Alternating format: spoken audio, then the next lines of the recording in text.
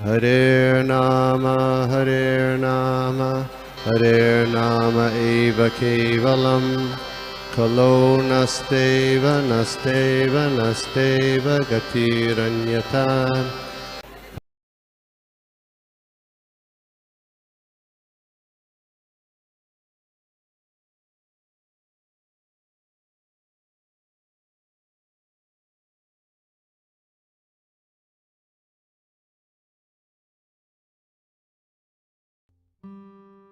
बहुत सुंदर कीर्तन माता जी प्रभु जी आप दोनों का भी बहुत सुंदर। राधा के प्रकटा से फिर शुरू करें। मखेश्वरी ईश्वरी आदिश्वरी सुरेश्वरी त्रिवेद भारतीश्वरी समान शासनेश्वरी रमेश्वरी रमेश्वरी प्रमोदकानेश्वरी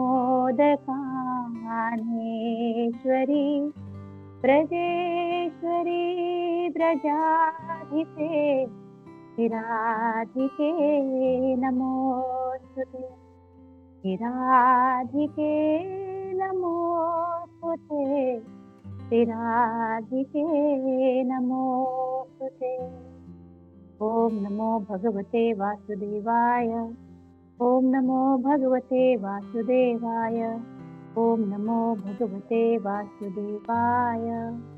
नारायणं नमस्कृत्यं नरं चैव नरोत्तमं देवीं सरस्वती व्यासं ततो जयो मुदीरे। नष्टप्रायेषु भद्रेषु नित्यं भागवत सेवया भगवती उत्तमश्लोके भक्तिर्भवति नैष्ठिकी। नमः पंकजनाभाय नमः पंकजमालिने नमः पंकजनेत्राय नमस्ते पंकजांग्रे। हे कृष्ण करुणा सिंधु दीनबंधु जगत्पते गोपेश गोपिका कांत श्री राधा कांत नमस्तुते। सप्तकांचन गौरांगी श्री राधे वृंदावनेश्वरी वृषभानुसुते देवी प्रणमामि हरिप्रिये। जय श्री कृष्ण चैतन्य प्रभु नित्यानंद श्री अद्वैत गदाधर श्रीवासादि गौर भक्त वृंद। हरे कृष्ण कृष्ण कृष्ण हरे हरे हरे राम राम राम हरे हरे। हरे कृष्णा। सभी वैष्णवों को प्रणाम। आज मुझे श्रीमद् भागवतम स्कंद 3 अध्याय 13 और श्लोक नंबर 50 की सेवा दी गई है। आप सबसे प्रार्थना है मुझे आशीर्वाद दीजिए कि मैं ये सेवा बहुत अच्छे से ठीक से कर सकूं। पहले श्लोक को पढ़ लेते हैं। को नाम लोके पुरुषार्थ सारवी पुरा कथानां भगवत कथा सुधाम आपीय कर्णांजलिभिर्भवापहा महो विरजेत विना नरेतरम। अनुवाद और तात्पर्य श्रील प्रभुपाद द्वारा। श्रील प्रभुपाद की जय। इसका तात्पर्य भी छोटा सा है तो हम इसको पढ़ेंगे। जो मनुष्य नहीं है उसके अतिरिक्त ऐसा कौन सा जीव होगा जो इस जगत में विद्यमान हो और जीवन के चरम लक्ष्य के प्रति रुचि न रखता हो। भला कौन ऐसा है जो श्री भगवान के कार्यों से संबंधित उन कथाओं के अमृत से मुख मोड़ सके जो मनुष्य को समस्त भौतिक तापों से उबार सकती है। तात्पर्य। श्री भगवान के कार्यों की कथा अमृत के सतत प्रवाह के तुल्य है। ऐसे अमृत को पीने से वही नकार सकता है जो मनुष्य नहीं है। हर मनुष्य के लिए भगवत भक्ति जीव का सर्वोच्च लक्ष्य है और ऐसी भक्तिमय सेवा श्री भगवान के दिव्य कार्यों को श्रवण करने से शुरू होती है। केवल कोई पशु या ऐसा मनुष्य जो आचरण में पशुप्राय है श्री भगवान का संदेश सुनने में रुचि लेने से इनकार करेगा।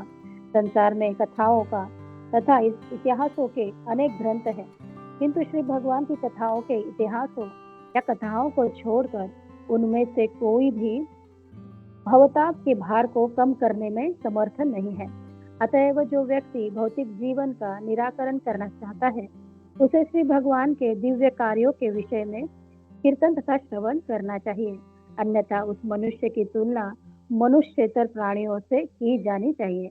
इस प्रकार श्रीमद् भागवतम के तृतीय स्कंद के अंतर्गत वराह भगवान का प्राकट्य नामक 13वें अध्याय के भक्ति वेदांत तात्पर्य पूर्ण हुए। नमो विष्णुपादाय कृष्ण पृष्ठाय भूतिले श्रीमते भक्ति वेदांत स्वामी इति नामिने। नमस्ते सारस्वते देवे गौरवाणी प्रचारिणे धर्मते च शून्यवादी पाश्चात्य देशतारिणे। ओम अज्ञानतिमिरान्धस्य ज्ञानाञ्जनशलाकया चक्षुरुन्मिलितं येन तस्मै श्रीगुरुवे नमः। जय श्री कृष्ण चैतन्य प्रभु नित्यानंद श्री अद्वैत गदाधर शिवासादि गौर भक्तवृंद।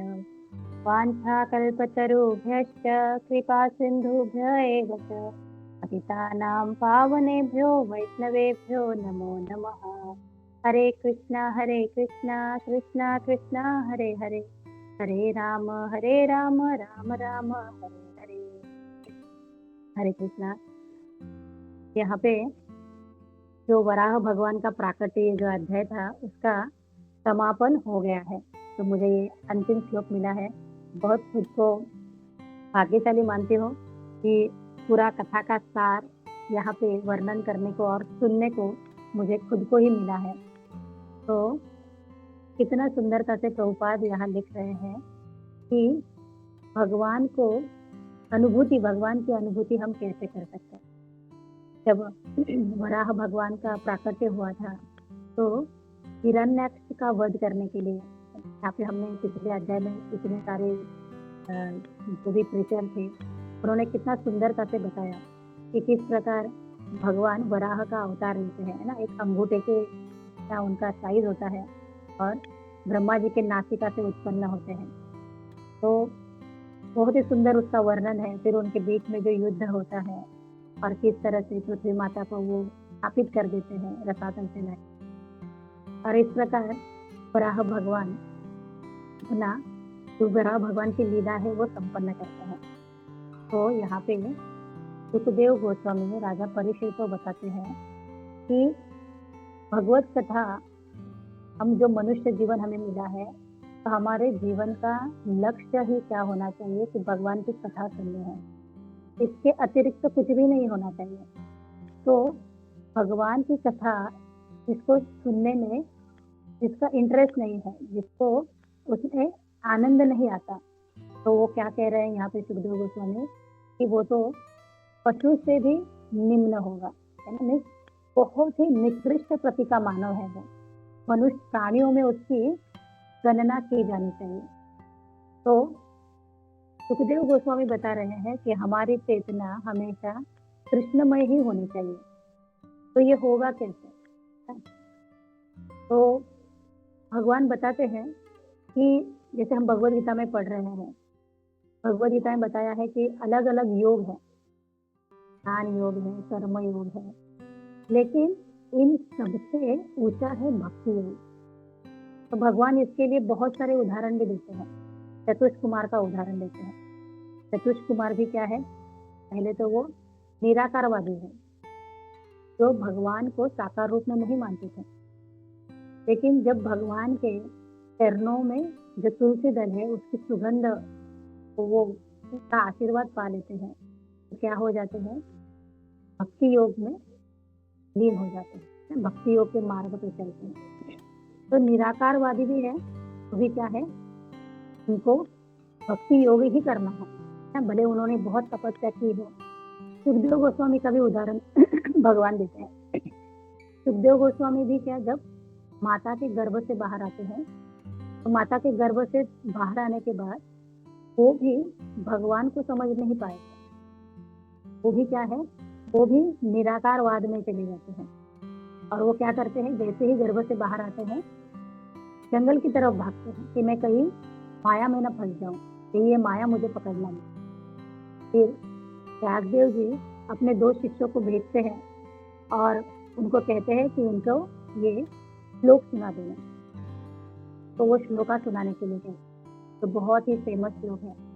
तो है अ, अहो बकी स्तन कालकुटम, और दूसरा है जो बहुत ही सबका प्रिय भी है वो, हरहा पीड़म नट बरबपु कर्णियो कर्णिकारम बिभ्रदवास कनक कपीशम वैजयंती च मानम रंध्रान वेणु अधर सुदया पूरयन गोप वृंदे वृंदारण्यम स्वपदरमणम प्राविशद गीत कीर्ति।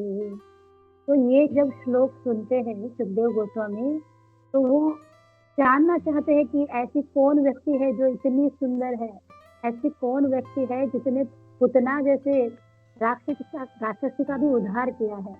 तो क्या हो जाता है, बहुत मन में उनको देखने की, उनको जानने की इच्छा होती है, और वो उन शिष्यों के साथ फिर से लौट आते हैं और व्यासदेव जी उनको पूरा भागवतम सुना देते। तो जो निराकारवादी है उनको भी भक्ति योग से ही भगवान की क्या होगी, भगवान की अनुभूति। तो सर्वश्रेष्ठ है भक्ति योग, कि भक्ति योग के माध्यम से ही हम भगवान को जान पाएंगे।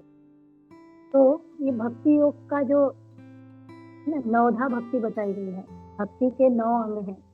श्रवणम कीर्तनम विष्णु स्मरणम पाद सेवनम अर्चनम वंदनम दास्यम सत्यम आत्मनिवेदनम।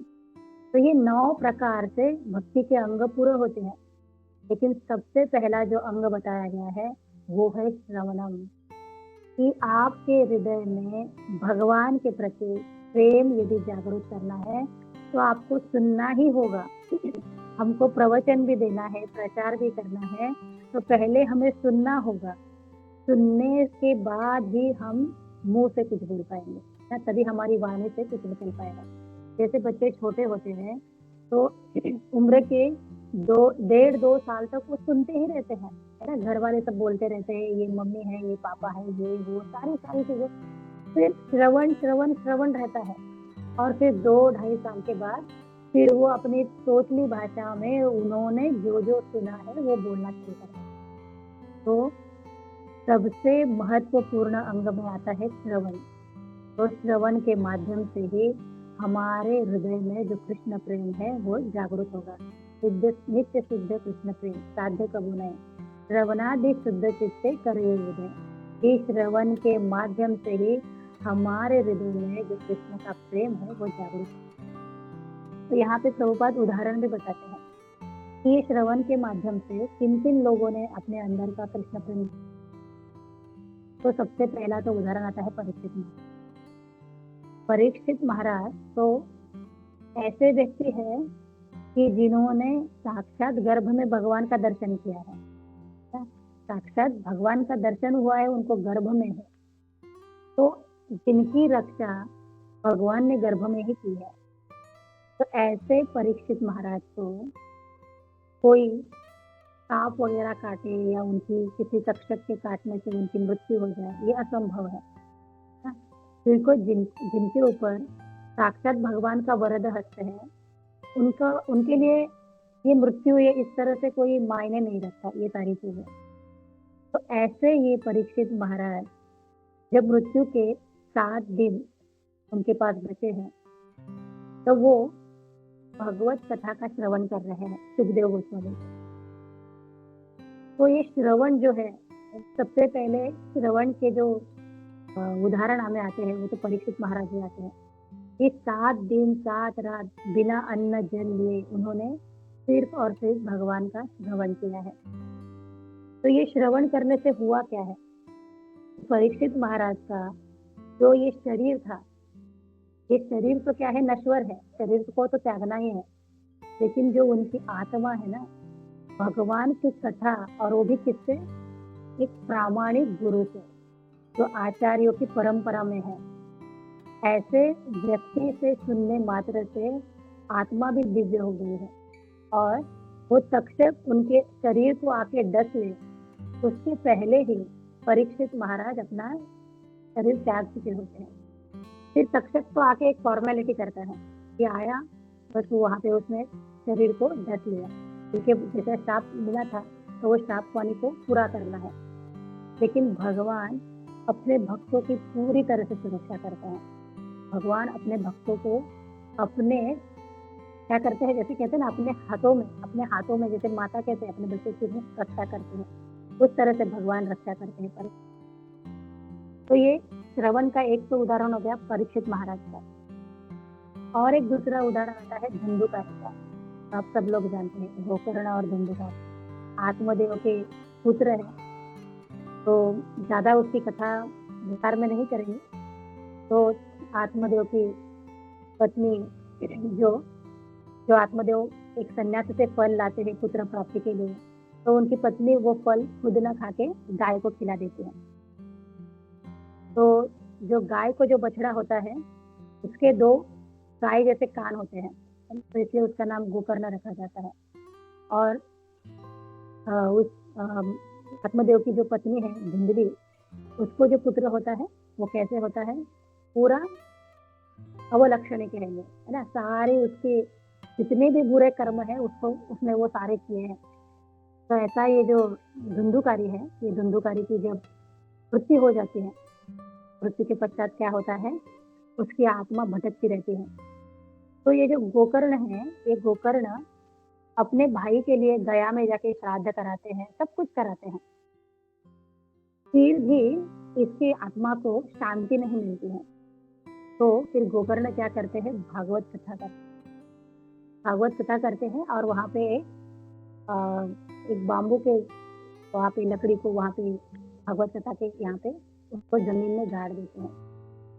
तो ये जो धुंधुकारी है, धुंधुकारी उस बाम्बू में प्रवेश कर जाता है और सभी गांव के लोग वहाँ पे, हरे कृष्णा, कोई बोलना चाह रहे हैं? तो अभी ये जो भागवत कथा प्रारंभ होती है, तो जैसे जैसे भागवत कथा प्रारंभ होती रहती है, तो धुंधुकारी भागवत कथा के जब का अंतिम दिवस आता है, तो धुंधुकारी उसके आत्मा को क्या हो जाता है, वो गोलोक धाम प्रवेश कर जाता है, उसकी मुक्ति हो जाती है। तो वहां पे जितने बैठे हुए जितने भी श्रोता है, वो श्रोता कहते हैं कि सिर्फ धुंधुकारी ही है ना, हम सब ने सुनी भगवत कथा जो गोकर्ण महाराज बता रहे थे, लेकिन सिर्फ धुंधुकारी की ही मुक्ति हो गई, धुंधुकारी ही गोलोक चला गया। बाकी तो वहां पे जितने श्रवण करने वाले थे वो तो चले नहीं गए। तो गोकर्ण महाराज बताते हैं कि ये धुंधुकारी ने ना बड़े ध्यान से श्रवण किया, अटेंटिवली चैंटिंग जो हम लोग कहते हैं, इस तरह से कि बहुत ही श्रद्धा पूर्वक और ध्यान पूर्वक भगवान के एक नामों का उसने श्रवण किया है, चिंतन किया है और फिर मनन भी किया है। और ऐसे करने मात्र से तो धुंधुकारी की भी क्या हो जाती है, सारी पाप कर्म से छुटकारा पाके वो भगवत धाम प्राप्त करता है।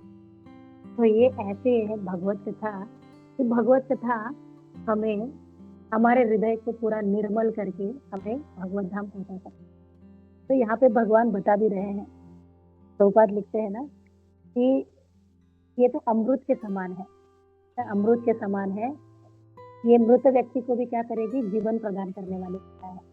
लेकिन कौन नहीं कर सकते, तो कौन नहीं कर सकते, तो जिनका आचरण पशुमय है। तो भागवतम में कथा आती है शिशुपाल की, आपने सभी ने वो भागवतम में पढ़ा भी होगा, सब जानते भी है।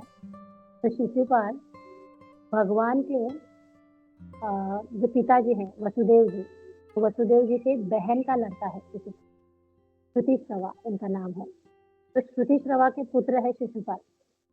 तो जब शिशुपाल का जन्म होता है तो उनके 4 हाथ और 3 आंखें, एक अजब सा उनका शरीर रहता है। तो जो उनके पिता है, पिता तो बड़े ही एकदम ये कोई अलग ही है ना, कोई अलग ही जीव है, इस तरह से प्रतीत होता है उनको। और जैसे सब सामान्य बच्चे रोते हैं, तो सामान्य बच्चे रोते हैं तो है ना, बहुत ही अलग से आवाज रोने की आती है। लेकिन शिशुपाल जब रोता है, क्या होता है, गधे के रेंकने की आवाज आती है। तो ये सारे अशुभ लक्षणों से घिरा हुआ शिशुपाल का जन्म है। तो जो माता है और उनके पिता है, तो पिता सोचते हैं कि इसको तो जंगल में छोड़ के आए, तो तभी एक आकाशवाणी होती है। आकाशवाणी होती है कि ये जो तुम्हारा पुत्र है ना, ये बड़ा बलवान होगा, बड़ा बलशाली होगा। लेकिन उसके साथ-साथ और एक आकाशवाणी होती है कि लेकिन इसका मृत्यु का कारण, है ना, जो इसको हाथ में लेगा, तो उसके जो 2 अतिरिक्त हाथ हैं, उसकी आँख है, ये जिसके हाथ में आने से चला जाएगा, ये इसकी मृत्यु का कारण भी होगा। तो सतीशवा माता जी हैं उनकी, वो क्या करती हैं, सभी आजू-बाजू के राजा रजवाड़ों को, सभी को आमंत्रित करती है कि आइए, है ना? उनको आमंत्रण देती हैं और हर एक के हाथों में अपने पुत्र को सौंपती है कि देखना चाहती है कि मेरे पुत्र की मृत्यु कहीं इन राजाओं से तो न हो रही होगी। फिर कुछ दिनों के बाद क्या होता है, कृष्ण और बलराम, वो भी तो छोटे ही हैं, है ना? बाल कृष्ण और बलराम सुतीश्रवा के घर पे आते हैं और तब सुतीश्रवा देखती है कि जैसे ही भगवान कृष्ण शिशुपाल को हाथ में लेते हैं, तो शिशुपाल के 2 हाथ, अतिरिक्त आँख वगैरह सब नष्ट हो जाते हैं। तब सुतीश्रवा समझ जाती है कि कृष्ण ही मेरे बेटे का क्या करेगा, मृत्यु का कारण होगा। तो सुतीश्रवा क्या करती है, प्रार्थना करती है कृष्ण से कि मेरे बेटे को इस तरह से उसकी मृत्यु ना हो। तो भगवान क्या कहते हैं, भगवान कहते हैं कि उसके मैं 100 अपराधों को माफ कर दूंगा, 100 अपराधों को माफ कर दूंगा। जैसे ही उसका 101 अपराध शुरू होगा, तो उसके मैं क्या करूंगा, मृत्यु कर दूंगा। तो ये शिशुपाल है, ये शिशुपाल क्या है, जन्म से ही कृष्ण का प्रतिस्पर्धी है। उसने क्या किया है, जन्म से ही कृष्ण के बारे में पूरा प्रतिकूल है ना, पूरा प्रतिकूल भाव है उससे, कृष्ण के बारे में गलत सोच रखना उसने शुरू किया है। और जब भी कृष्ण के बारे में कुछ विषय होता है, तो उसका क्या है कि कृष्ण को गालियां देना, उनको अपमानित करना, उनको प्रताड़ित करना, यही उसका लक्ष्य रहा है। क्योंकि शिशुपाल जानता था कि उसके भी चतुर्भुज थे, वो भी उसके भी 4 हाथ थे, तो वो अपने आप को क्या समझता था, वो अपने आप को भी भगवान से कम नहीं समझता था। तो ये उसका अहंकार। तो जब राजसूय यज्ञ के समय शिशुपाल को भी आमंत्रित किया जाता है, तो शिशुपाल उस समय बहुत अच्छे से उस प्रस्ताव को स्वीकार करते हैं। वो तभी जरा भी अपने मन का जो द्वेष है, वो द्वेष बाहर नहीं निकालते, क्योंकि उनको पता है पांडवों के पक्ष में तो भगवान कृष्ण है, तो कृष्ण तो वहां आएंगे ही आएंगे। लेकिन वो उस समय वो मौन धारण करता है और वो प्रस्ताव स्वीकार कर लेता है, क्योंकि उसको हर सभा में कृष्ण को अपमानित करना है। तो अभी जब राज्य यज्ञ प्रारंभ होता है, तो उस समय अग्र पूजा का स्थान भगवान कृष्ण को सभी राजाओं की सहमति से दिया जाता है, सभी की सहमति से। ये जो शिशुपाल है, ये शिशुपाल उस समय क्या करता है, उस समय अपनी पूरी जो मन का जो द्वेष है, मन का जो क्रोध है, वो सब उसका बाहर निकलता है। वो भगवान को अपमानित करना शुरू कर देता है कि बहुत सारे आपने भी सुना होगा, उसके जो कथन है भागवतम में उसके बारे में पूरा अध्याय है। तो अनेक वचनों से भगवान को अपमानित करता है और एक वचन तो ऐसा भी कहता है कि ययाति का जो पुत्र है यदु, उस यदु को ययाति ने निष्कासित किया था, अपने राज्य से बाहर फेंक दिया था। ऐसे यदुवंश से इसका रिलेशन है। ये जो कृष्ण है, ये ऐसे यदुवंश से आया है जिसको धक्के मार कर निकाल दिया गया था, और ऐसे कृष्ण को आप अग्र पूजा का स्थान दे रहे हो। तो ये इतना अपमानजनक ये बोल रहा है शिशुपाल, वो ययाति तक पहुंच गया, जो परंपरा से यदुकुल का आता है उसके परंपरा तक पहुंच गया। तो प्रभुपाद जी इसके बारे में भी थोड़ी चर्चा करते हैं कि ययाति महाराज के जो वंशज है वो है नहुष महाराज। नहुष महाराज के भी आगे वंशज है, तो उनके जो पूर्व वंशज है वो है अत्रि मुनि। तो अत्रि मुनि ब्रह्मा के पुत्र हैं। तो अत्रि मुनि से ये जो परंपरा आती गई, तो नहुष महाराज है, नहुष महाराज से ययाति महाराज, और ब्रह्मा जी के सारे मुनि लोग हैं, ये सारे ब्रह्मा जी के ही पुत्र हैं। तो अभी ये जो ययाति महाराज है, इन ययाति महाराज के जो 2 पत्नियां थी, देवयानी और शर्मिष्ठा, तो इनसे 5 पुत्र होते हैं। देवयानी के 2 पुत्र होते हैं और शर्मिष्ठा के 3 पुत्र होते हैं। तो देवयानी के जो 2 पुत्र हैं, उनमें से यदु सबसे बड़े हैं, सबसे श्रेष्ठ हैं, यदु और फिर दुर्वसु। तो ये दुर्वसु है, ये दुर्वसु से सारे यवनों का शुरुआत होती है, यवनों की प्रोजनी वहां से शुरुआत होती है, दुर्वसु से। फिर जो शर्मिष्ठा के जो 3 पुत्र हैं, उन शर्मिष्ठा के 3 पुत्र में पुरु सबसे छोटे हैं, सबसे छोटे पुत्र हैं उनके। तो भागवतम में ये 2 पुत्रों के बारे में ही चर्चा होती है, देवयानी का प्रथम पुत्र यदु और शर्मिष्ठा के छोटे पुत्र पुरु। तो ये जो ययाति महाराज है, तो देवयानी को जब पता चलता है कि शर्मिष्ठा से 3 पुत्र की प्राप्ति शर्मिष्ठा को हुई है ययाति महाराज से, तो वो अपने पिताजी शुक्राचार्य जी के पास जाती है, बहुत क्रोधित होती है और बताती है कि किस तरह ययाति महाराज ने हमारे साथ क्या किया है, धोखा किया है। तो शुक्राचार्य जी ययाति को शाप दे देते हैं कि तुम्हारे क्या हो जाएगी, तुम्हें बहुत जल्दी तुम वृद्ध हो जाओगे, और वृद्ध होने से क्या होता है, सारी इंद्रियां क्षीण हो जाती हैं। तो अभी ये ययाति महाराज हैं, ययाति महाराज बड़े दुखी हो जाते हैं कि इतने जवानी में ही उनको बुढ़ापा आ गया है। तो उसके लिए वो उश्राप भी बताते हैं कि यदि तुम्हारा कोई पुत्र अपना यौवन, अपना तारुण्य तुम्हें दे, तो वो आप एक्सचेंज कर सकते हो। तो वो अपने बड़े पुत्र को पूछते हैं, देवयानी के यदु को पूछते हैं, तो यदु मना कर देते हैं, पिता की आज्ञा का उल्लंघन कर देते हैं, अवज्ञा कर देते हैं। तो ययाति महाराज क्या करते हैं, ययाति महाराज क्रोधित हो जाते हैं कि मेरा बड़ा पुत्र होने के नाते तुमको तो मेरी आज्ञा का पालन करना चाहिए, लेकिन यदु जो है वो पूरा उससे मुख मोड़ लेते हैं। फिर जो पुरु है, वो पुरु अपने पिता को अपना तारुण्य देते हैं, यौवन देते हैं, और पिता का वृद्धा अवस्था वो ले लेते हैं। तो जैसे ही ययाति महाराज फिर से नवतरुण हो जाते हैं, तो पहले क्या करते हैं, यदु को युद्ध करके परास्त करके राज्य से बाहर निकाल देते हैं, निष्कासित कर देते हैं अपने राज्य से। फिर ये जो यदु है, ये यदु महाराज से आगे जाके इनका यदुवंश बढ़ता है, और उस यदुवंश से, जैसे यदुवंश में अत्रि मुनि के है ना, अत्रि मुनि है, अत्रि मुनि से 3 पुत्रों की प्राकट्य होता है।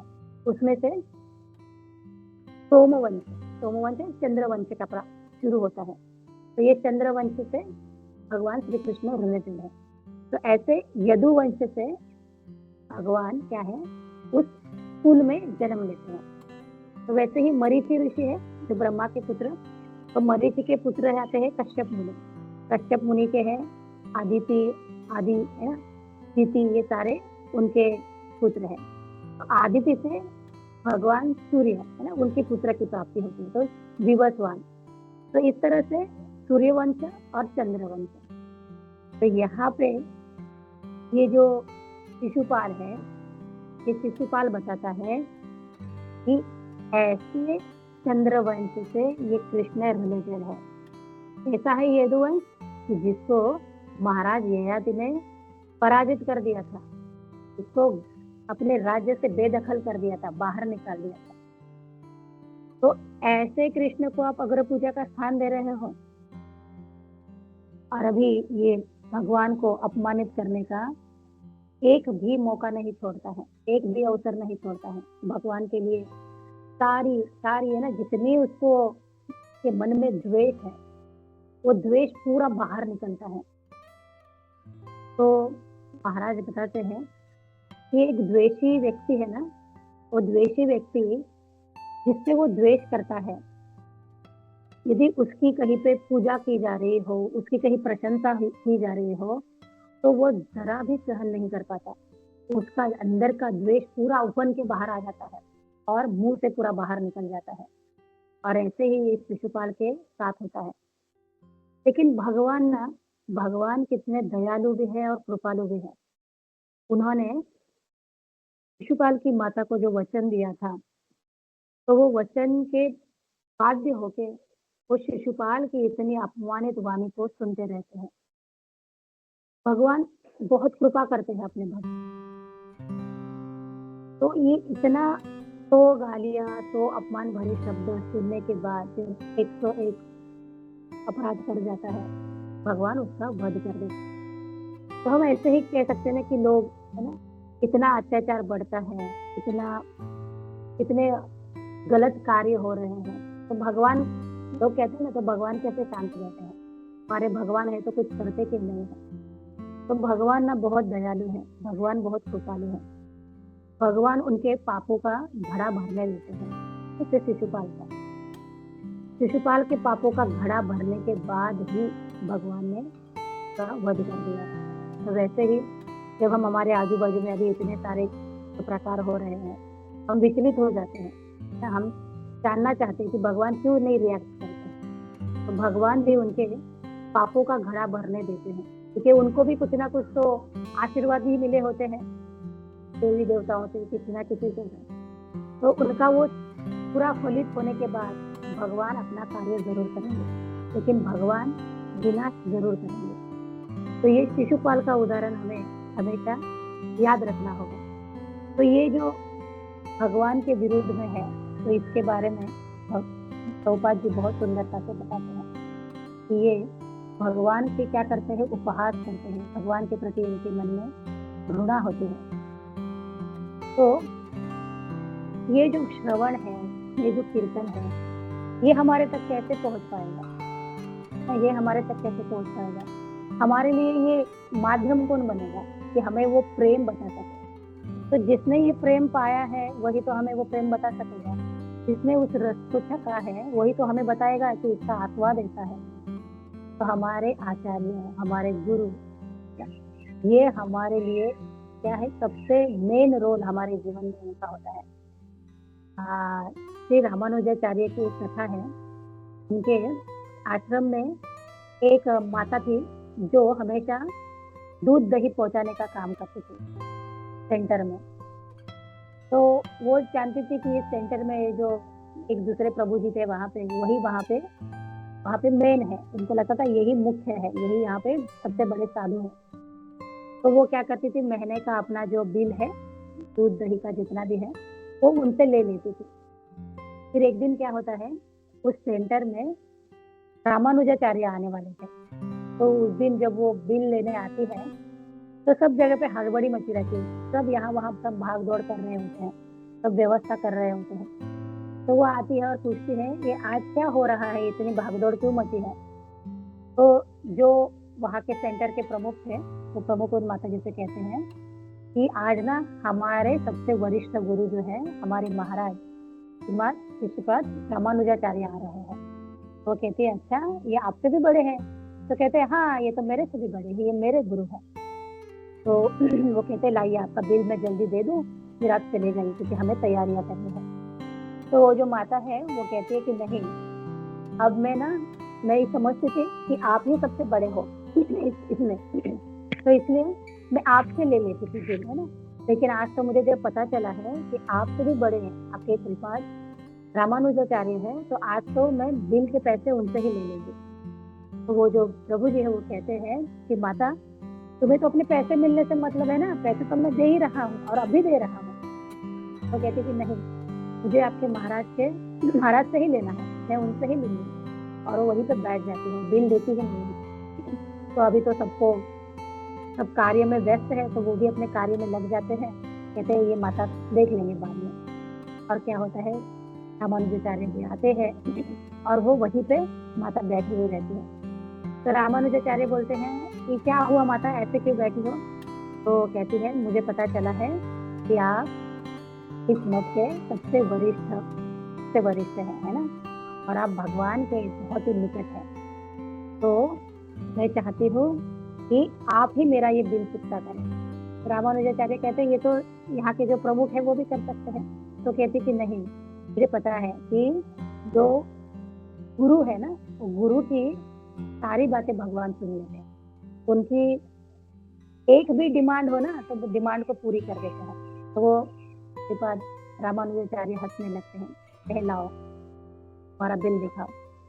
तो वो कहते हैं कि मुझे बिल के बदले पैसे नहीं चाहिए, आप क्या कीजिए, ये मेरे बिल के पीछे लिख दीजिए, उस पे लिखिए कि भगवान को, बालाजी को चिट्ठी लिखिए, उस चिट्ठी पे लिखिए कि इस माता ने मुझे पूरा महीने में दूध दही पहुंचाया है, तो उसके बदले में बालाजी इस माता को दर्शन देना। तो रामानुजाचार्य हंसने लगते हैं। रामानुजाचार्य कहते हैं कि ये कैसे संभव है और ये कैसा तुम्हारा बिल का भुगतान है। वो कहती है हाँ, मुझे यही भुगतान चाहिए। जब मठ में आती थी तो मेरा मकसद ही ऐसा था कि मुझे भगवान के जो भक्त है, शुद्ध भक्त, उनका दर्शन हो जाए, और आज मुझे वो मिला है तो मुझे दिल में वही चाहिए। तो रामानुजाचार्य उस पर्ची पे लिख के देते हैं कि श्री श्री बालाजी, इन माता ने हमारी बड़ी सेवा की है, ये पूरे महीने हमारे मठ में दूध दही पहुंचा रही है, तो कृपया आप इनको दर्शन दे देना। और नीचे सिग्नेचर करते हैं श्रीपाद रामानुजाचार्य। वो चिट्ठी लेके अभी वो माता है तो बालाजी का जो पहाड़ है वो पहाड़ चढ़ने लगती है। अभी थोड़ी वृद्ध है, ज्यादा चढ़ नहीं पाती, तो आधे रास्ते में जाके क्या करती है, बैठ जाती है। अभी बहुत ही पैर भी दर्द कर रहे हैं, घुटने भी दर्द कर रहे हैं, लेकिन मन में है कि मुझे रामानुजाचार्य ने एक चिट्ठी दी है तो भगवान तो जरूर है, भगवान को तो आना ही पड़ेगा। और होता क्या है, अभी वो माता चलने में थोड़ी अक्षम है, नहीं चल पा रही है, तो साक्षात ऊपर से भगवान आते हैं दौड़ के, बालाजी आ जाते हैं। बालाजी आते हैं और माता को वहीं पे दर्शन दे देते हैं। कहते हैं माता, तुम चलने में अक्षम हो, तुम नहीं आ पा रही हो, और तुम्हारा ये दर्द मुझसे अभी देखा नहीं जा रहा है। तो माता तो कहती है, मैं तो अभी तक पूरे आपके दरवाजे तक आई भी नहीं और आपने मुझे यहीं पे दर्शन दे दिए। भगवान कहते हैं, आप सिफारिश से ऐसे भक्त की लेके आए हो कि मैं मना ही नहीं करता। तो जो शुद्ध भक्त है, यदि शुद्ध भक्त से हम सिफारिश करेंगे, शुद्ध भक्त के चरणों में यदि हम प्रार्थना करेंगे, तो भगवान तो हमें जरूर दर्शन दे, भगवान हमारी जरूर मनोकामनाएं पूरी करें। तो अभी ये शुद्ध भक्त है ना, हम कभी कभी ऐसे भी होता है ना, इतने समाज में जो भ्रमित है, तो क्या हो रहा है, छद्म भक्तों के संगत में आ जाते हैं। छद्म यानी बनावटी है, धोखेबाज है, ऐसे लोगों के संगत में आते हैं। तो ऊपर उसके लिए भी एक बहुत सुंदर कथा बताते हैं। बात कहते हैं कि जंगल में एक जो सियार था, सियार वो जंगल से थोड़ा गांव में प्रवेश करता है। तो जैसे गांव में प्रवेश करता है तो सारे कुत्ते उसके ऊपर आक्रमण कर देते हैं। तो वो कुत्तों से बचने के लिए बहुत दौड़ता भागता, इधर उधर भागता भागता जाता है। अभी तो लोगों की बस्ती में भी नहीं जा सकता है, क्योंकि वहां पे तो लोग और मार डालेंगे। तो ऐसे थोड़ा सा सुनसान जगह पे जाने की कोशिश करता है, और एक जगह पे बहुत सारे कपड़े सुखाए होते हैं, एक छोटी सी झोपड़ी होती है, तो उस झोपड़ी में जाके घुस जाता है। और वो झोपड़ी एक धोबी की थी, और वो धोबी ने वहां पे एक छोटा सा ऐसा कुंड बनाया था, जिसमें वो नीला कलर डाला था, जिसमें वो कपड़ों को रंगता था। तो ये जो सियार है, ये सियार जाके उस कुंड में जैसे ही प्रवेश करता है, उस कुंड में ही जाके गिर जाता है। छोटा सा हौद जैसा छोटा सा कुंड होता है। और अभी पूरा जब वो बाहर आता है, पूरा उस रंग से रंगा जाता है, नीले रंग से। और अभी नीले रंग में पूरा रंगा हुआ है, और अभी बाहर आता है तो सारे कुत्ते वगैरह देखते हैं, उनसे तो डर जाते हैं कि अरे ये कैसा अजीब सा प्राणी लग रहा है, ये कौन है। तो वो जब देखता है कि कुत्ते थोड़ा पीछे पीछे हट रहे हैं, तो फिर अभी वो सियार पड़े तन के चलने लगता है कि ये लोग मेरे से डर रहे हैं। तो धीरे धीरे क्या होता है, सब जगह पे बात फैल जाती है कि हमारे एरिया में, इस जंगल के प्रदेश में एक अलग ही कोई तो प्राणी आया है जो सबसे श्रेष्ठ है, जिसमें कुछ तो उसके ऊपर भगवान का आशीर्वाद है। वो अच्छी अच्छी बातें कर रहा है। तो फिर वहाँ पे सिंह आ जाता है, शेर आ जाता है, सभी लोग आ जाते हैं, जंगल के जितने पशु पक्षी सभी आते हैं कि अरे ये कौन महान आत्मा आ गई है जिसका नीला शरीर है पूरा, तो पूरा तन के बैठा हुआ है, गर्दन भी ऊंची, और बातें इतनी अच्छी अच्छी बातें कर रहा है, अच्छे अच्छे उपदेश दे रहा है। तो सब लोग उसकी वाहवाही करने लगते हैं, उसको नमन करने लगते हैं कि ये तो कोई हमारे पशुओं में बड़ा दिव्य कोई तो आया है। लेकिन एक दिन क्या होता है, एक दिन जंगल में सारे सियार चिल्लाने लगते हैं, है ना। तो सारे सियार जब चिल्लाते हैं तो वो एक ही साथ, है ना, एक ही साथ सब चिल्लाते रहते हैं। तो जब वो सियार चिल्लाते हैं तो ये भी जो सियार है ना, वो भी उनको रेसिप्रोकेट करता है। वो वहां से जो ध्वनि आती है तो ये भी यहाँ से उस तरह से चिल्लाना शुरू कर देता है। और जैसे ही ये चिल्लाना शुरू कर देता है तो अपना ओरिजिनल रूप प्रकट कर देता है। सारे जो पशु है वो समझ जाते हैं कि ये तो सियार है और इतने दिनों से तो हमें उल्लू बना रहा है। फिर उसकी बहुत अच्छे से जम के पिटाई होती है। तो ऐसे ही जो ये समाज में छद्म है वो गुरु बन के आते हैं। तो ऐसे गुरुओं से क्या होता है, हमारी चेतना तो दूषित होती है, वो भी नरक की गति प्राप्त करता है, और उसके जो चेले हैं वो भी नरक की गति प्राप्त करते हैं। तो इस तरह से प्रभुपाद बहुत अच्छे से बताते हैं कि किस तरह से हमें शुद्ध भक्तों के माध्यम से भगवान की कथाएं सुननी है। तो हमारी चेतना क्या होगी, हमारी चेतना कृष्ण भावना भावित होगी। तो अभी भगवान की कथा का विषय निकला है, थोड़ी सी एक भगवान की कथा आपके साथ शेयर करेंगे।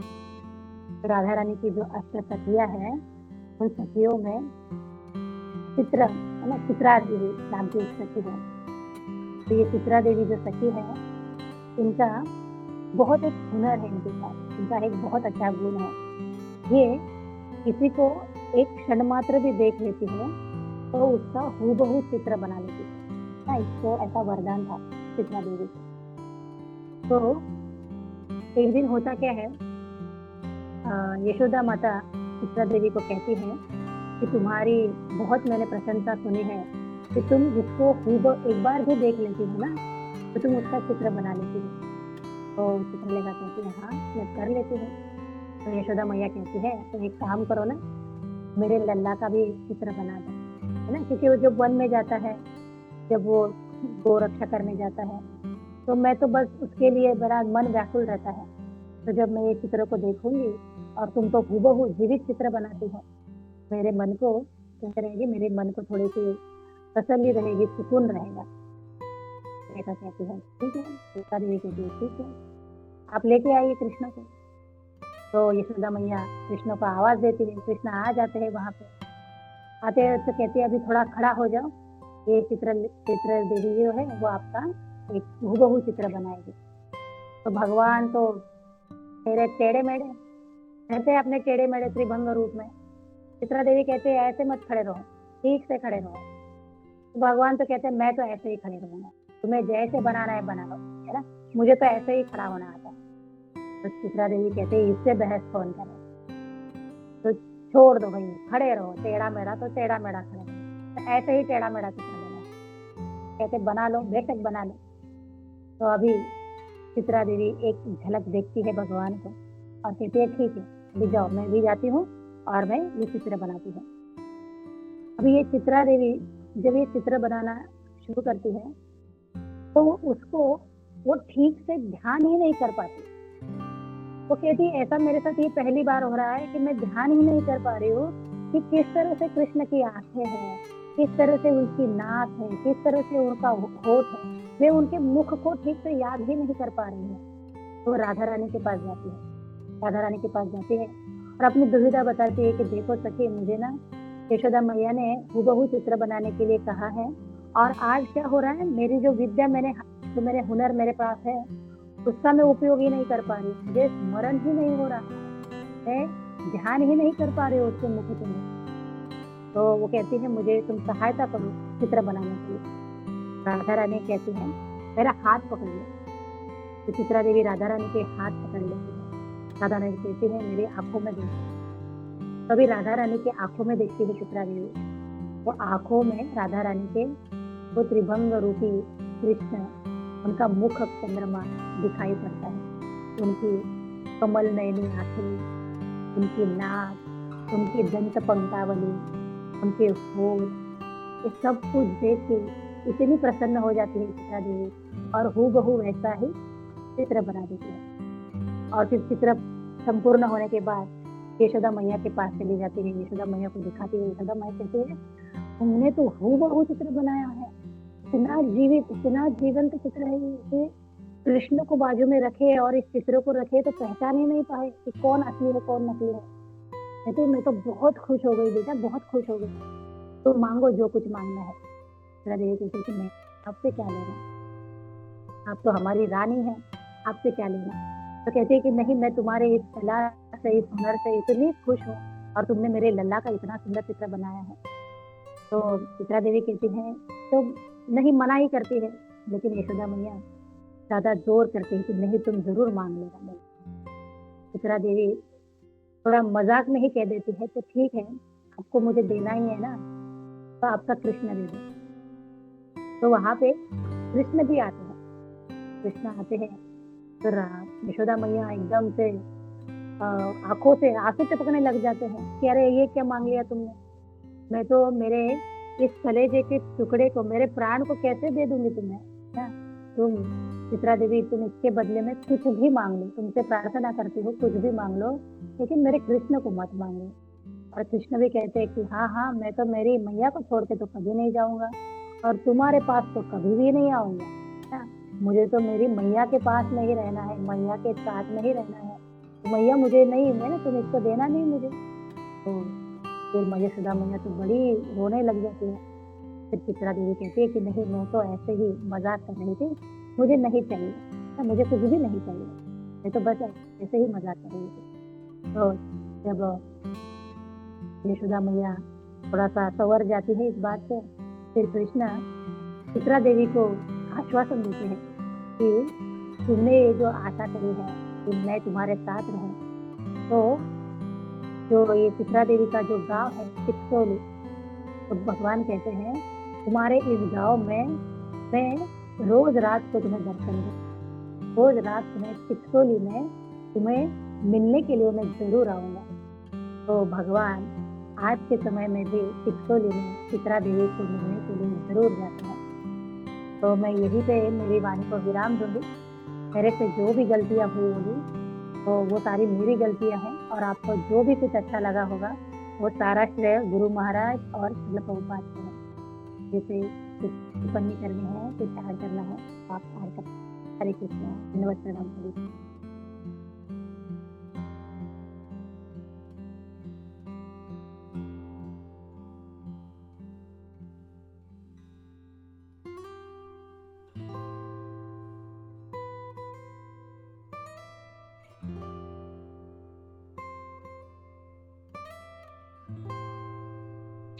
कृष्ण माता, दंड प्रणाम। हमारे बाकी के स्पीकर रेडी हो रहे हैं, तब तक मैं कुछ ऐड करता हूँ। बहुत अच्छा विजन माता जी आपका क्लास में बहुत सारे लीलाएं होती हैं भगवान की, और सारी लीलाएं जो थी बहुत अच्छी थी, वेरी नाइस।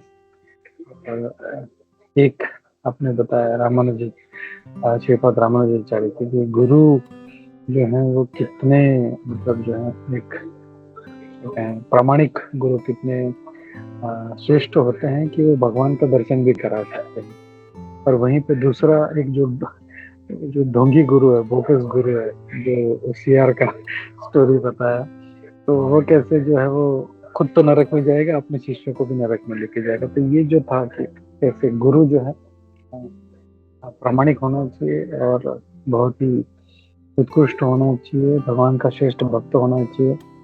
तो हम लोग देखते हैं कि प्रभुपाद जी की कृपा से प्रभुपाद जी हमारे जीवन में आए और कैसे हम लोगों का जीवन का उद्धार किया। हम लोग भी ऐसे ही पता नहीं कैसा जीवन जी रहे थे, लेकिन प्रभुपाद जी का कृपा है कि वो हमारे जीवन में आए और उनके कारण हमको अपने अपने जो गुरु हैं वो प्राप्त हुए हैं।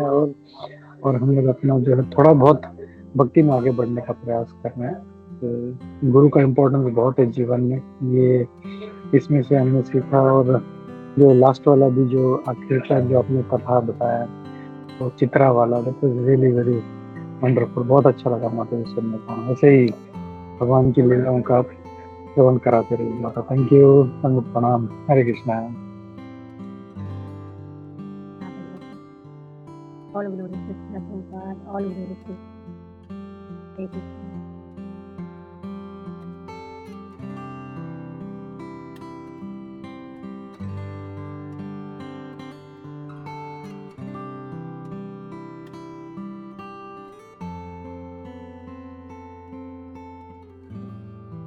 ये किसी का हाथ नहीं उठा, वी कैन स्टार्ट स्पीकिंग।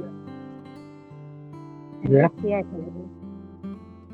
हरे कृष्णा प्रभु जी, धन्यवाद प्रणाम। हरे कृष्णा माता जी, धन्यवाद प्रणाम। माता जी बहुत ही अच्छा क्लास था आपका, जैसे हमेशा होता है, और मैंने बहुत ही ध्यान से सीरियसली सुना। इसमें 2 प्रश्न थे मेरे माता जी, क्या मैं पूछ सकती हूँ? माता जी पहला प्रश्न ये था कि आपने शिशुपाल का जिक्र किया, जैसे शिशुपाल का जिक्र आया कि वो हम सब जानते हैं कि भगवान का पहले दिन से ही, पैदाइश से ही वो भगवान का द्वेषी था, और जब भगवान ने उन्हें हाथ में भी लिया तब भी मतलब उनके साथ जो लक्षण हुए उससे ही स्पष्ट हो गया कि वो कैसे मतलब उनके प्रति द्वेषी रखता था। माता जी मेरा ये प्रश्न था कि अगर वो भगवान, और भगवान तो जानते ही हैं कि वे उनके द्वेषी थे शिशुपाल, तो भगवान ने उन्हें जो है वो, जैसे आपने बताया कि उनको भी 4 हाथ दिए, अपने जैसा एक स्वरूप दिया, तो क्या ये भगवान ने उन्हें मतलब ये क्यों 4 उनको जैसे आपने कहा कि उनको शिशुपाल को भी प्राइड हो गया कि मैं भी बिल्कुल भगवान जैसा मेरा स्वरूप है, तो मैं मीन्स अपने आप में ही पूर्ण हूँ, मुझे तो भगवान की कोई जरूरत नहीं है। हम देखते हैं कि नास्तिक भी ऐसे ही सोचते हैं। तो भगवान ने उन्हें ये प्रदान ही क्यों किया? क्या ये लीला थी किसी प्रकार की कि भगवान ने कहा कि चलो तुम मेरे द्वेषी हो तो मेरे ही मतलब इतना ही बलशाली बन के मुझसे लड़ो? क्या ऐसा कुछ था माता जी? बहुत सुंदर। इसके लिए हम जब पास्ट टाइम में जाएंगे तो ये शिशुपाल और दंतवक्र है कौन? ये तो जय विजय है, भगवान के द्वारपाल है। भगवान के द्वारपाल जब चतुष कुमार उनको शाप दे देते हैं तो उनको ये असुरों का जन्म होता है। तो ये भगवान के ही तो पार्षद है ना, और भगवान वीर रस के लिए अपने ही पार्षदों को यूटिलाइज करते हैं। तो भगवान तो कुछ भी कर सकते हैं, भगवान चाहे ना, एक श्लोक है ना, करतुम अकर्तुम अन्यथा करतुम, कि भगवान चाहे तो करेंगे, भगवान के मन में आए तो नहीं भी करेंगे, और भगवान चाहे तो कुछ अलग भी करेंगे। भगवान कुछ भी कर सकते हैं। तो उनके है ना, भगवान की इच्छा है कि उनको क्या करना है उनके पार्षदों के साथ, वो कैसे रूप में आएंगे, किस तरह से आएंगे, है ना। जैसे हिरण्यकशिपु है ना, इनको भी सारी सुविधाएं मिल जाती है ना, उनको भी पूरा लग्जरीज एमिनिटीज मिल जाती है। तो ये तो है असुर, लेकिन इनको सारा कुछ मिल रहा है। तो है ना, भगवान क्या कर रहे हैं, अपने ही पार्षद है, अपने पार्षदों को वो सारी सुविधा भी दे रहे हैं और बता रहे हैं, है ना, कि हमारे लिए ये उदाहरण बताते हैं कि कैसे अहंकार आ जाता है, द्वेष आ जाता है, गर्व आ जाता है, और कैसे उनका पतन होता है ना, क्योंकि ये सारी चीजें प्राप्त होने के बाद। तो ये एक भगवान का लीला है जो हमारे लिए है, हमें बताने के लिए कि कैसे प्राइड हमारे मन में, कैसे गर्व का स्थापना हो जाती है कि हमारे जो पास है वो हमें भगवान से प्राप्त है, ये भूल के हमारी खुद की प्रॉपर्टी मानते हैं कि ये मेरा कुछ तो मेरी उपलब्धि है, इसको मैंने कुछ तो अचीव किया है, इस तरह से। तो ये माता जी भगवान की लीला है, भगवान अपने पार्षदों को कैसे भी नचा सकते हैं। ठीक है माता जी, हरे कृष्णा। तो मुझे कुछ बोलना चाह रहे हैं? हरे कृष्णा। यस माता, बहुत अच्छे से आपने कर दिया। मैं खाली इसमें एक एंगल ये ऐड करना चाह रहा था कि उसका जो स्वरूप था, जैसे तुमने कहा जय, वो भगवान की तरह नहीं था। 4 हाथ थे, भगवान जितने सुंदर कोई नहीं है। और जो था शिशुपाल था, वो जो था एकदम कुरूप था, मतलब उसकी 4 आंखें, हाथ भले 4 हो भगवान की तरह, लेकिन वो उसका स्वरूप जो था वो भगवान की तरह नहीं था। वो बहुत ही कुरूप था वो। और उसको ये था कि जो इसको हाथ में ले लेगा और इसकी ये एक्स्ट्रा आंखें एक्स्ट्रा हाथ चले जाएंगे तो वो उसका वध करेगा। तो ये खाली एक चीज मुझे ऐड करना था। हरे कृष्ण। बहुत सुंदर ऐड किया प्रभु आपने कि वो कुरूप था, वो सुंदर नहीं था ना? भगवान तो बड़े सुंदर है। भगवान के जब भगवान अपना पूरा विश्व रूप भी दिखाते हैं तभी भी भगवान सुंदर ही है। ठीक है, जय माता जी।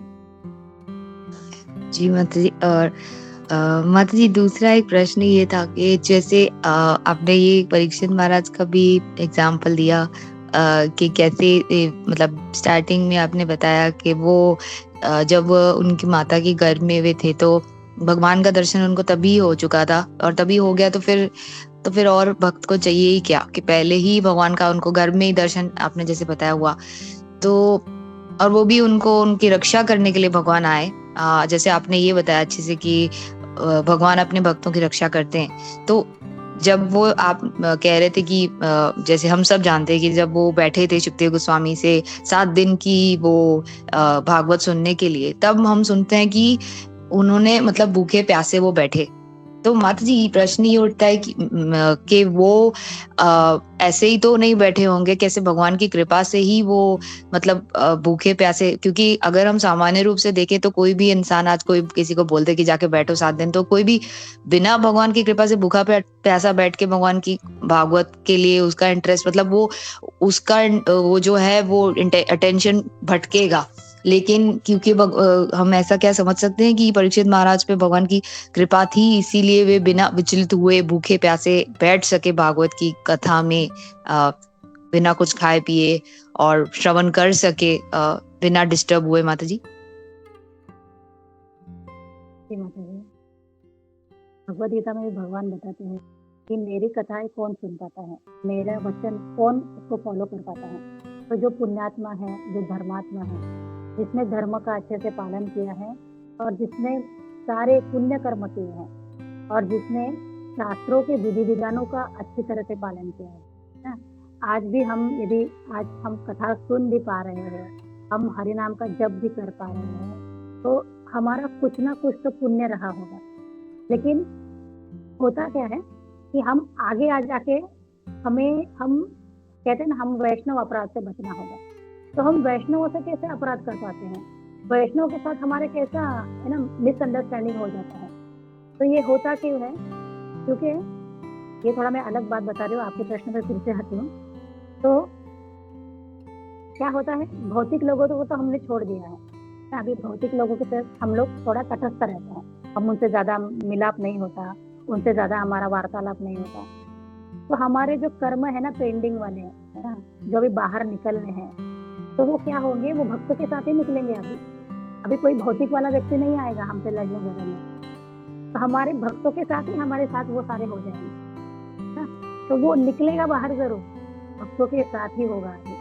इसलिए हमें यहाँ पे वो सावधानी बरतनी होगी, यहाँ पे सावधानी बरतनी होगी। तो माता जी आपका जो प्रश्न है कि परीक्षित महाराज ये सुन पाए, ये कर पाए, तो वही परीक्षित महाराज पुण्यात्मा है, धर्मात्मा है, पुण्यात्मा है, धर्मात्मा है, भगवान का विशेष उनको आशीर्वाद है, तभी ये कर पाए। और ये करने के लिए भी है ना भगवान अपने पार्षदों को ही चुनते हैं, क्योंकि कलयुग में हमारे जैसे जैसे मेरे जैसे है जो मूर्ख है, जो समझ नहीं पाएंगे, तो उनको समझाने के लिए कि ऐसे श्रवण करने से भी शुद्ध भक्तों के माध्यम से भगवान की प्राप्ति हो पाएगी। ये हमारे लिए उदाहरण प्रस्थापित करते हैं भगवान माता। ठीक है माता जी, हरे कृष्ण। जी माता जी, तो आपने जैसे बताया कि क्योंकि ये वही माता जी सवाल मतलब प्रश्न वही था, और आपने जैसे बताया कि ये भगवान के आशीर्वाद से ही हुआ, क्योंकि बिना भगवान की कृपा से कुछ भी संभव नहीं हो सकता। और भगवान खुद भी ये गीता में हमें बताते ही हैं कि मेरे without the will of the Lord not a blade of grass moves, कि भगवान के मतलब बिना भगवान की इच्छा के एक पत्ता भी नहीं हिल सकता। तो क्योंकि भगवान का आशीर्वाद था उनको, इसीलिए वे 7 दिन तक भूखे प्यासे बैठ सके। थैंक यू माता जी। हरे कृष्णा, धन्यवाद प्रणाम।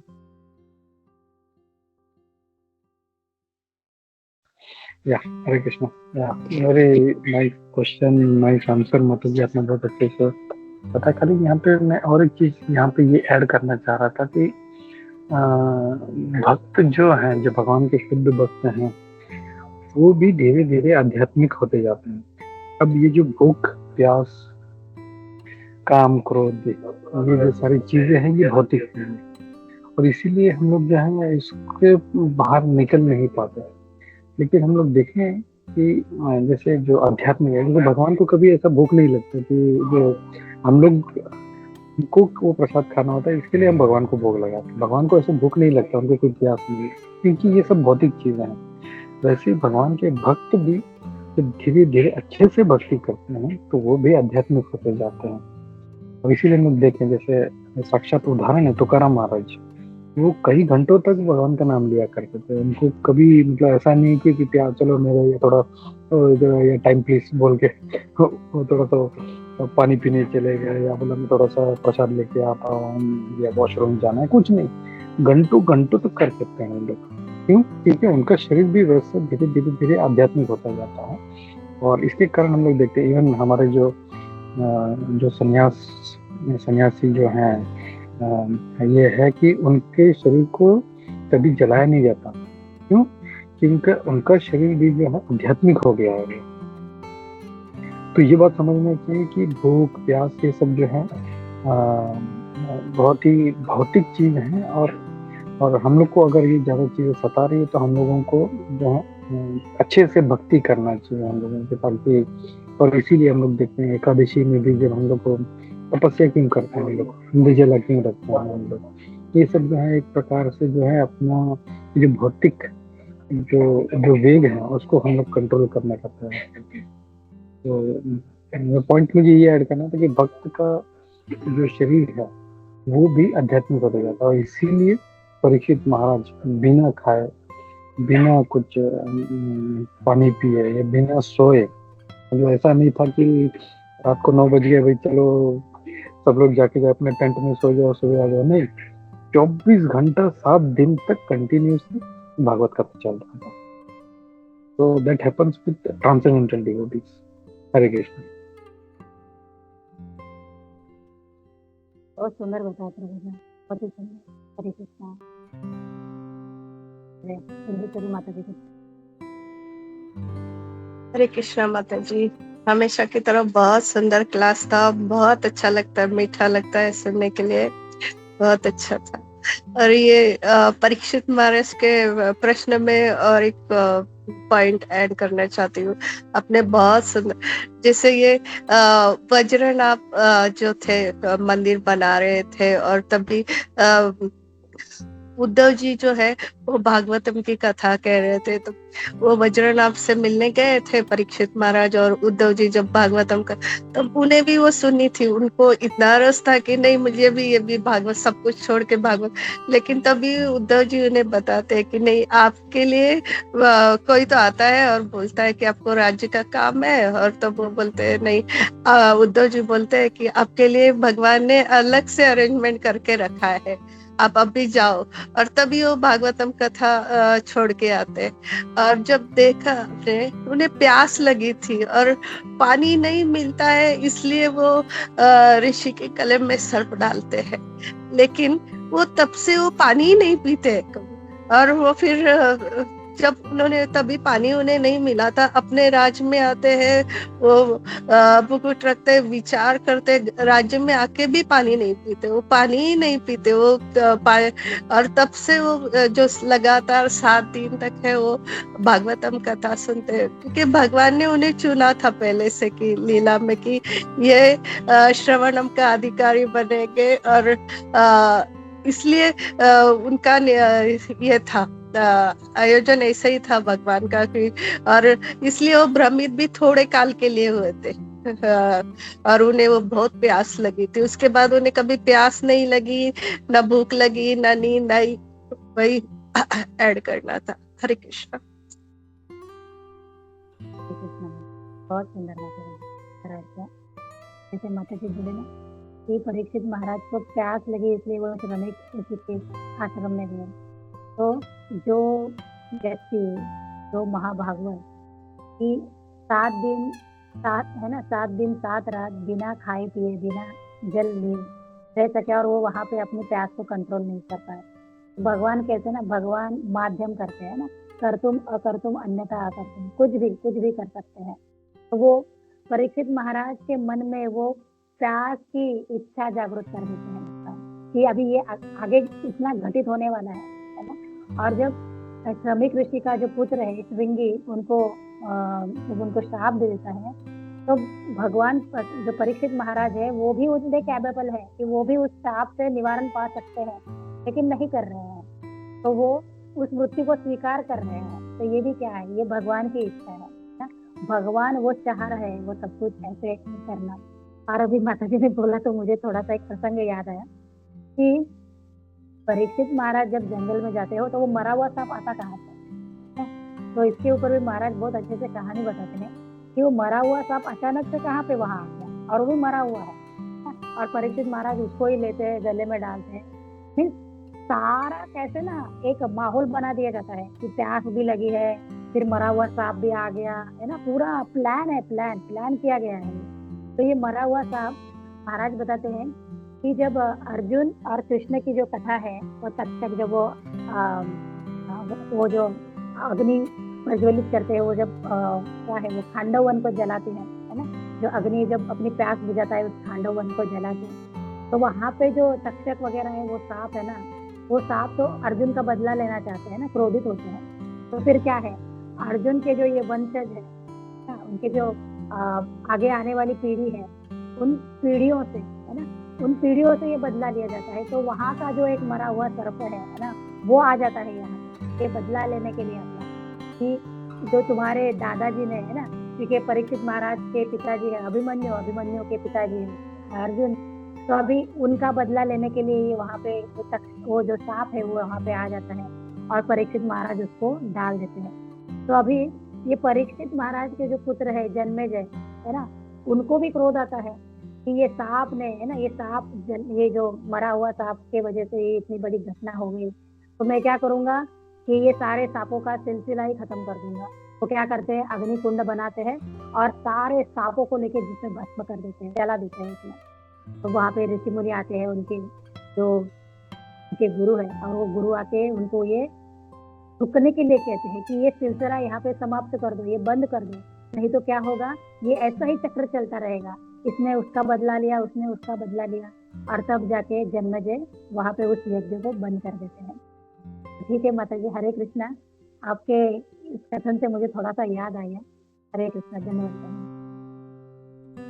हरे कृष्णा माता जी, बहुत अच्छे से। मुझे एक्चुअली सिर्फ एक ही चीज ये अभी जो माता जी ने जैसे आपका भी ये बहुत अच्छा आपने बताया, और अच्छा हुआ कि जैसे कुंजेश्वरी माता जी ने ये बताया, उससे मुझे ये भी याद आया कि परीक्षित महाराज को तो चुना गया था कि भगवान ऐसे भक्त को सुनते हैं।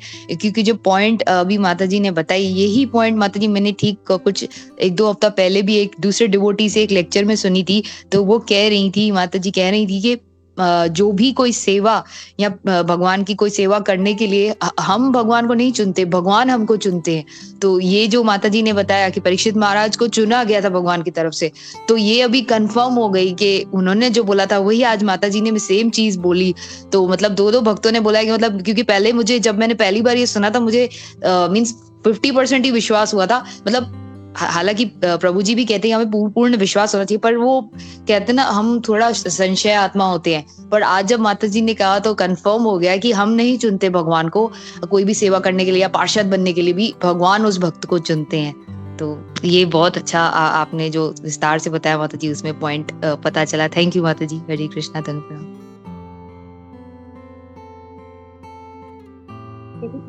हमारे लिए भी ना आज हम भक्ति कर भी पा रहे हैं ना, जैसे भी लड़खड़ाते हुए। मैं मेरे बारे में कहूँ तो इसके लिए भी भगवान ने हमें चुना है। भगवान ने गुरु के माध्यम से हमें चुना है। तो हम फिर भी हमारी आसक्तियाँ, हमारे सारे राग द्वेष है ना, इसको लेके ही बैठते हैं, इसको लेके ही हम भक्ति कर रहे हैं। तो कितना सुअवसर मिला है, इस संकेत को समझना होगा कि भगवान ने मुझे चुना है गोलोक धाम आने के लिए।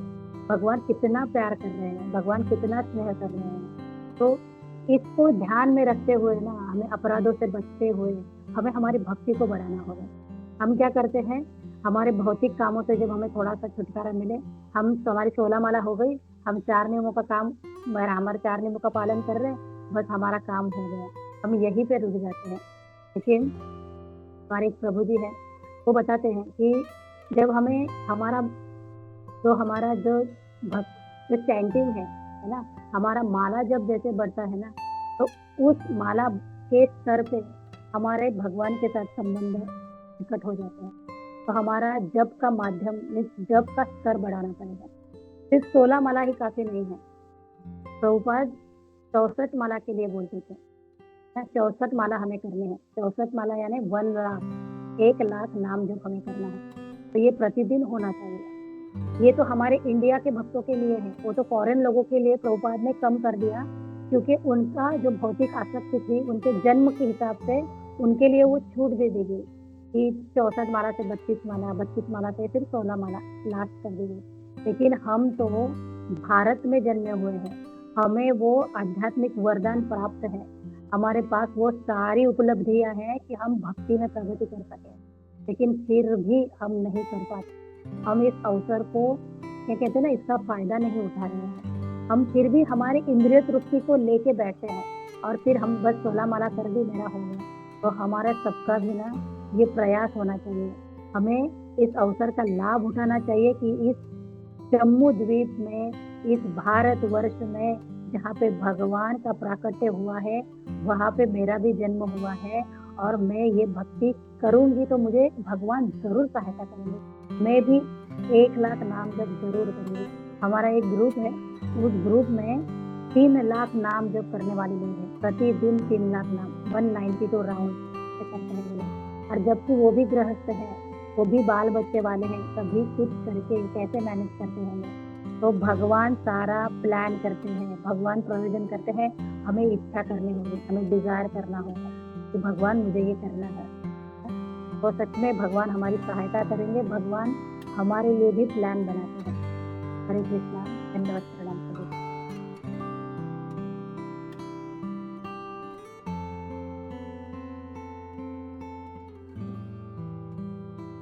हरे कृष्णा, थैंक यू माता, थैंक यू जय, बहुत अच्छा। देखिए तो आई थिंक और किसी का हाथ नहीं उठा, तो हम लोग रुकते हैं यहाँ पे। थैंक यू वेरी मच मामन लीला माता जी, एज यूजुअल बहुत अच्छा क्लास था। धन्यवाद, प्रणाम माता। हरे कृष्णा, वांछा कल्पतरुभ्यश्च कृपा सिंधु भ्यश्च पतितानां नाम था कृष्ण अनंत कोटि वैष्णव वृंद की जय, जगत गुरु श्री प्रभुपाद की जय, उपस्थित सभी वैष्णवों की जय। हरे कृष्णा, हरे कृष्णा।